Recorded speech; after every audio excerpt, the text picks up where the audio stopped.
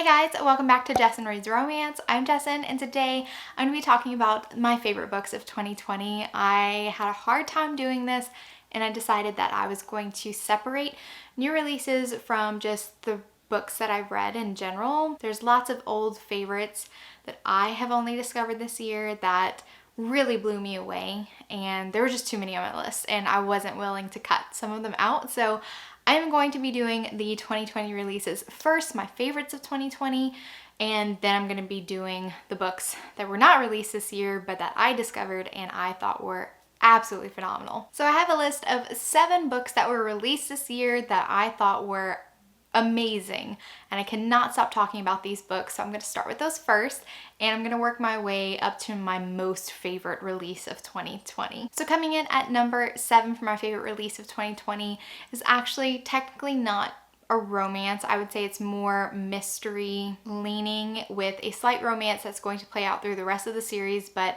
I cannot say enough about Dorinda Jones's writing style, so I had to include A Bad Day for Sunshine. I love the characters. I love Sunshine and her daughter. Both of them have a love story. The daughter's is a little bit more prominent, or at least hers develops a little bit further than Sunshine's, but there's so much history in Sunshine's background. I cannot wait for A Good Day for Chardonnay. I just am in love with the series already, and I love Dorinda Jones's detective characters, the female detectives. Love them so much. Next, I have One Hot Italian Summer by Karina Halley. Not all of her books really land with me, but this one just pulled out all the stops, and I was like, it's the perfect summer romance. I loved it. I really felt like I was transported to Italy with the heroine as she was trying to come to terms with her grief with the death of her writing partner. She shows up in Italy and thinks she has this villa to herself, but she does not. She finds out that her agent's ex-husband is there with their child, and they start up a romance. It is so hot, so sensual. We included this for our favorite sex scenes of 2020 on the podcast, and there's too many sex scenes, really good ones to include. It's just phenomenal. It was so hot. It was so good. Then I have Don't Hex and Drive. I'm completely biased because Juliet Cross is my aunt, but I really had to include this one on my list because I was just so touched and moved, because Isadora is based a lot on my personality, and I just loved it. Having such an introverted heroine in Isadora, I connected with her instantly, and I know not everyone did, but I did so much because I'm like, this is what I do. This is what I do. And when she butts heads against Devraj, who is her complete and total opposite, he is outgoing, he is sexy, he's very open with his sensuality, and Isadora is a little bit more buttoned up, and she just wants to be alone, she wants to be with her plants, and she wants to be with her animals. I'm not a plant person, just putting it out there, but I am a dog person. Isadora's like not completely me. She just has a lot of aspects, like her list making and all that stuff. It's very, very, very me. So I really connected with the way that Isadora was trying to find reasons why they wouldn't work, that they're not compatible, but once she knew that she was way more attracted to Devraj than she initially thought, and she was going to give it a shot, I was like, yes, yes, it's so good. So I really love this romance so much, and I want Devraj. And if you didn't know, Devraj is based on a Bollywood actor called Ranveer Singh, and I love him so much. I'm obsessed with him. And if you don't follow LIBRO Lady on Instagram, you totally should, because she shares a lot of videos with Ranveer Singh and also with his wife, and I love the way that he looks at his wife. It's fantastic. So good. Real life romance. Next is a last minute addition because I read this one very recently, and this was the best new adult romance that I read this year. It was so good. Sometimes I struggle with college romances just because the characters can be very shallow and not have a lot of depth, and there's a lot of fraternity, sorority scenes where lots of just mean girls, lots of shallowness. But The Revenge Pack by Isla Madden Mills really delivered. This is an opposites attract, also kind of enemies to lovers, but really secret pining. The hero has been pining for the heroine for a long time, but she is actually dating one of his fraternity brothers, so it's a forbidden romance as well. I love the way that it played out. The pacing was so phenomenal. River is such a swoon-worthy hero. Then I have Take a Hint, Danny Brown by Talia Hibbert. It's my favorite book in the Brown sisters so far. I've not read Act Your Age, Eve Brown. Yeah, that's what it is. I haven't read that one yet, but I do have an arc of it, but It really pulled me out of a book slump. I had the arc way back in March before it released, and usually I don't read arcs until a lot closer to the release date, but I really needed to pick me up. I was struggling so bad in March. Like, I went through a period of 2 weeks not reading anything. Nothing was inspiring me. I'd read a chapter, put everything down. Then I decided, I'm like, Talia Hibbert is just always good for a really emotional but romantic comedy. It's not just fluffy and humorous and comedy without any like depth. Oh my god, Talia Hibbert just knows how to do it. And she did not disappoint with Take a Hint, Dani Brown. I absolutely loved the character of Dani. She's so single-mindedly focused on her career. She has no time for romance. But enter Zafir, who has no interest in taking up her time, but he just loves being in her presence. And it's a fake dating relationship that turns into friends with benefits, and Zafir is so hot. I love the way that he appreciates and loves Dani. It was just everything I ever wanted in a romantic comedy, best one of the year. Coming in at number 2, my second favorite new release of 2020 is Chasing Cassandra by Lisa Kleypas. The Ravenel series has been phenomenal the entire time. I did not know how much I needed an opposites attract romance with Tom and Cassandra until I met the characters.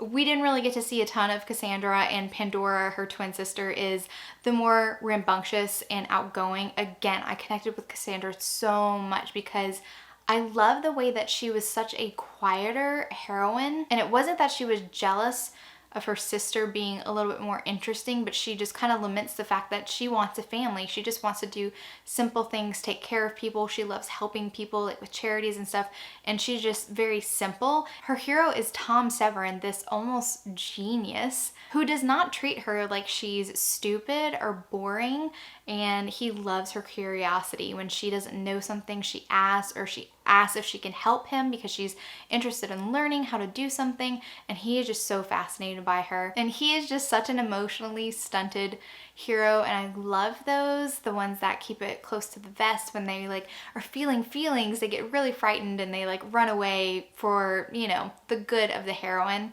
They don't want to hurt the heroine because they feel like they can't give them what they need, but of course they can give it, they just need time. And I love the romance between Tom and Cassandra. It was just, it gave me all the feels. I loved it. She's a plus size heroine, and he was just like, eat whatever you want. And I wish that the cover of this romance reflected Cassandra more accurately. I would love to have seen a plus size cover model on here. Maybe one day we'll get a recover, and I absolutely love the dress because this is like the dress that she wore when they had their moonlight waltz. I love it, but just plus size.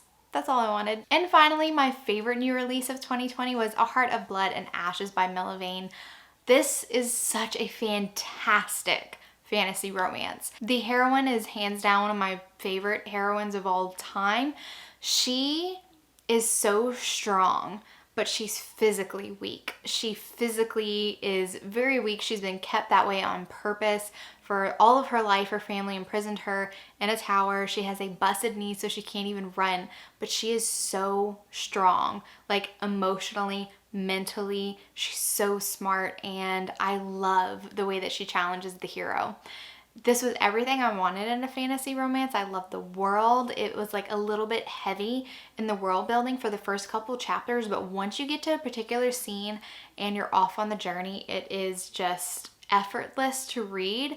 And I was absolutely blown away. I still haven't read the second one. I haven't finished the second one in the series yet, but this whole world that Melvin has created is just chef's kiss. Love it. I want to just live and revel in this world. Now for the 13 books that were not newly released in 2020, but that I discovered them, and some of my favorite books of all time are on this list. Again, working my way backwards so that I end with like my most favorite books of the year.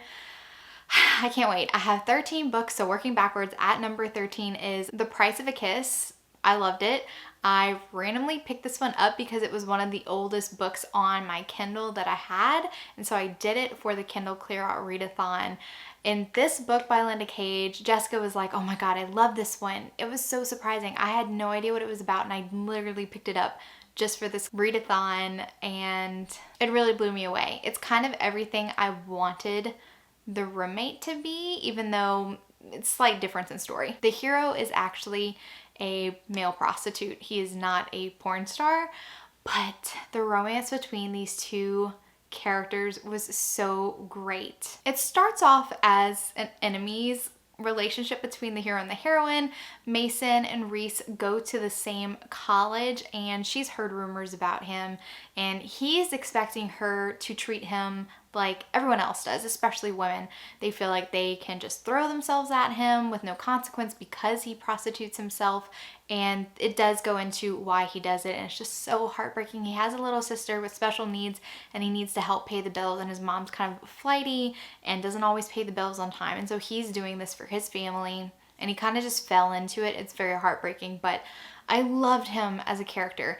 Then they become friends because the heroine becomes his little sister's babysitter. She knows that she can't fall for him because she's not okay with sharing him with anybody else, but she does want to be his friend.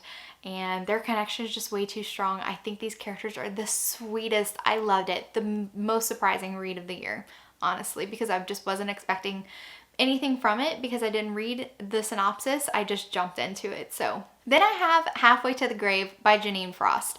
I don't know how this one kind of slipped through my radar because I was heavy into paranormal when this series was first coming out.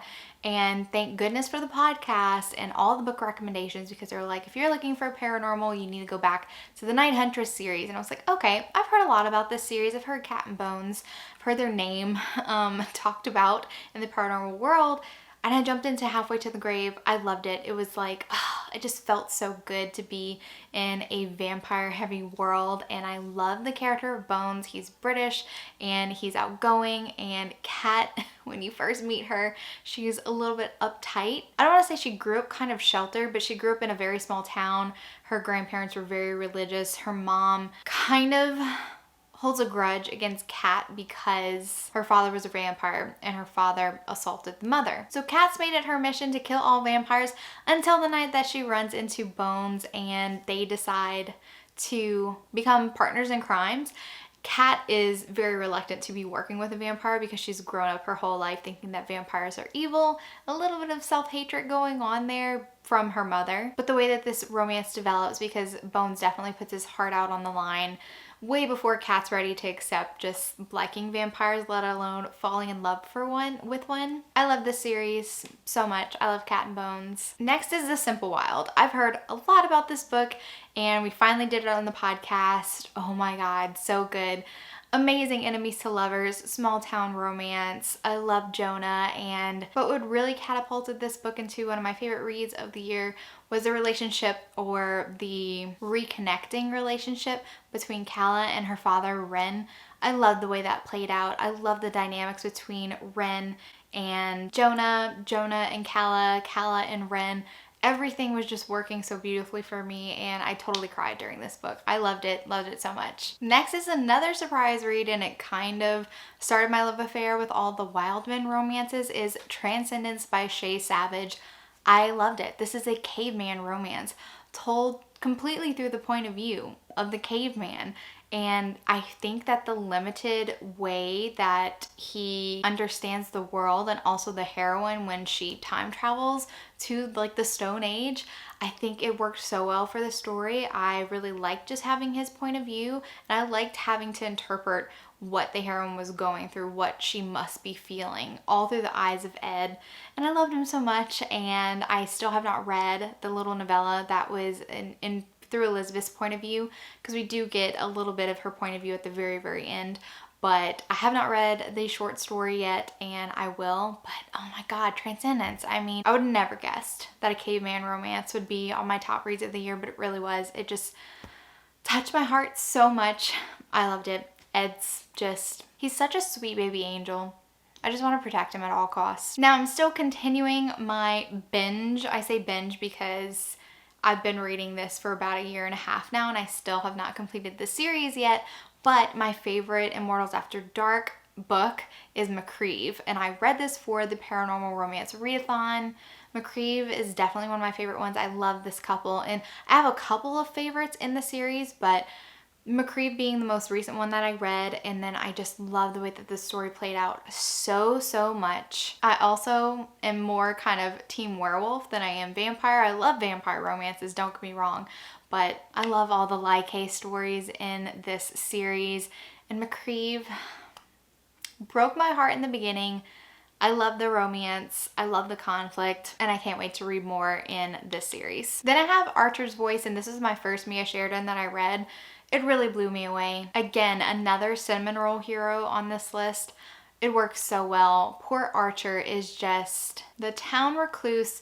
Nobody really talks to him or about him. Everyone's like, well, he can't talk anyway. We're just not going to try to communicate with him. And then the heroine enters the scene. Bree's exactly what Archer needs. She's such a sweet person and she wants to get to know Archer so bad, and she takes the time to get to know him. I love small town romances for this reason, because I really get to know Bree and Archer, and they have such amazing quiet moments together. The haircut scene, so hot, so much sexual tension. I love this book, and I'm just now getting into Mia Sheridan's backlist. I did read Savaged as well this year, which I really love, but of course Archer's Voice is just top notch, top tier. Now this one, I do want to caution you, this is a dark romance, and this was my favorite dark romance that I've read this year. It might be my favorite dark romance of all time. Untouchable by Sam Mariano.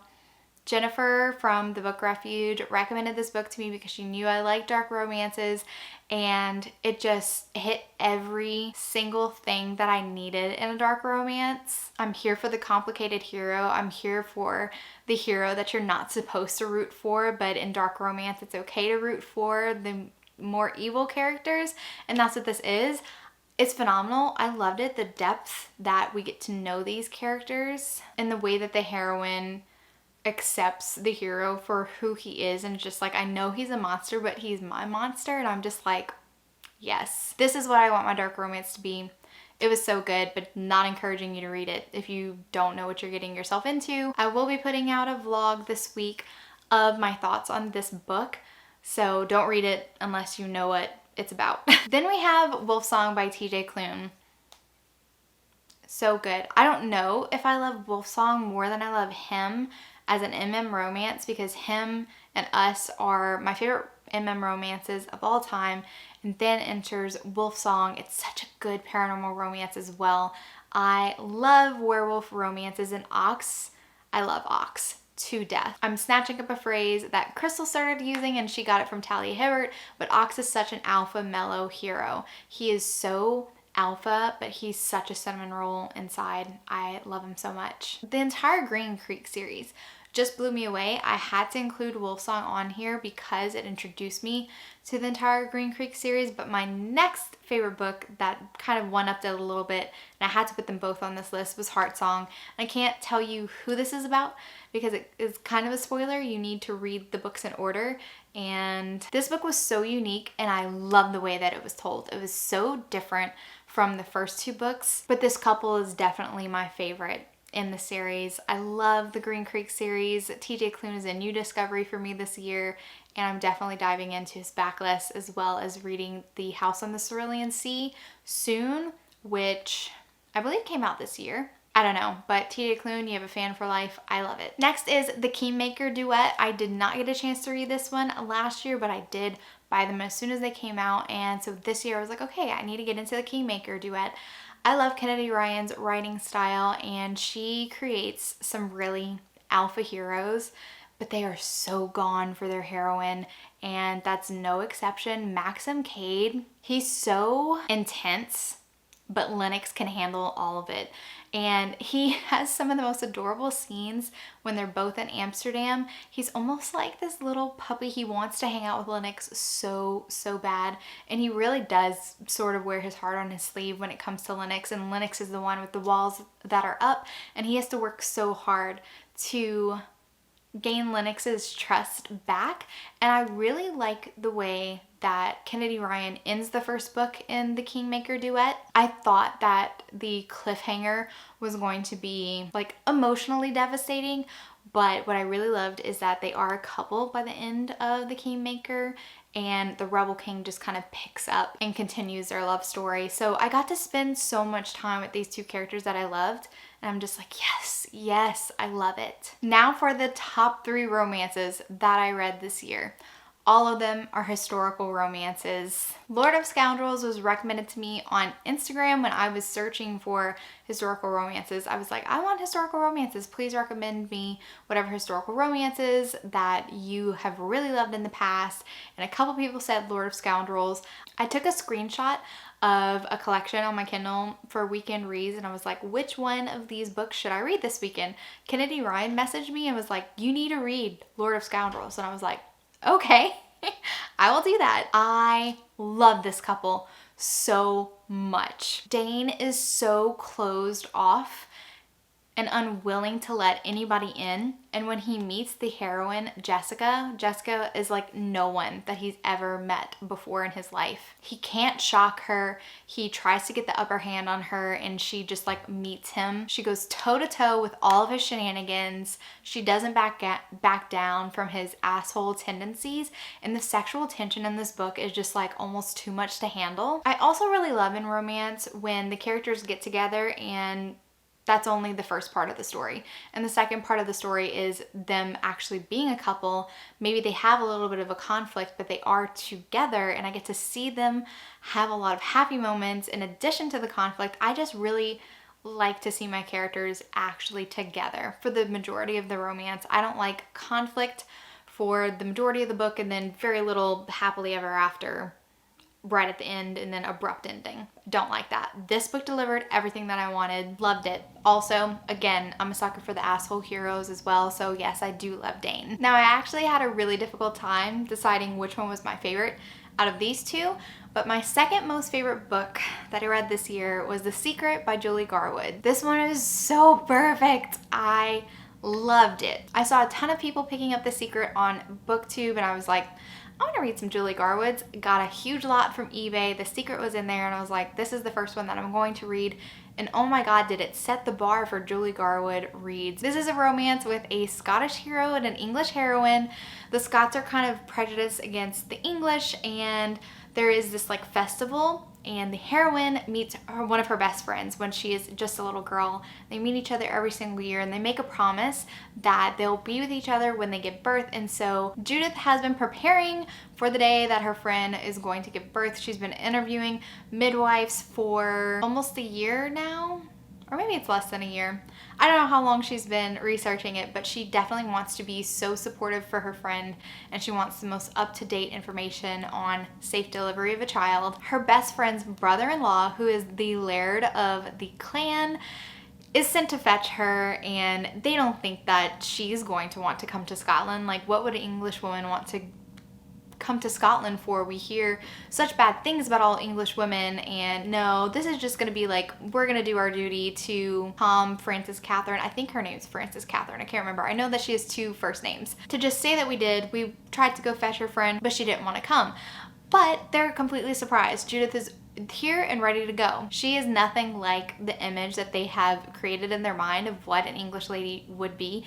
And by the end of the journey back to Scotland, every single one of the men in that company has like kind of fallen head over heels for Judith, and she turns the whole clan on its head, especially Ian Maitland, and he is one of those very stoic, closed-off heroes. I love them so much. As much as I love an emotionally available modern hero, I'm a sucker for these old school heroes. I enjoyed their relationship, their dynamic so much, and I laughed my head off for this historical romance. I loved it.